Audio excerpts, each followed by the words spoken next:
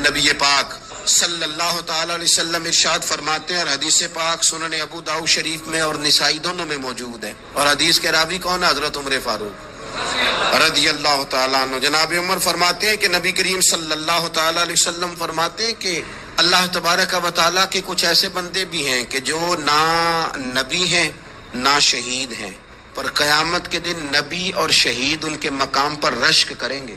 اللہ تعالیٰ انہیں قیامت کے دن نور کے ممبروں پہ بٹھائے گا۔ یہ کون بندے ہیں یا رسول اللہ صلی اللہ تعالیٰ علیہ وآلہ وسلم جن کو اتنی اعزاز دیا گیا؟ تو حضور فرمانے لگے یہ وہ بندے ہیں کہ کوئی دنیاوی لین دین نہیں، کوئی دنیاوی رشتہ داری نہیں، لیکن یہ ایک دوسرے سے پیار کرتے تھے، اللہ کی رضا کے لیے کرتے تھے۔ نبی اور شہید بھی ان کے مقام پہ رشک کریں گے، رب نور کے ممبر دے گا قیامت کے دن، اور حضور فرماتے ہیں ان پر نہ کوئی خوف ہوگا نہ یہ غمگین ہوں گے۔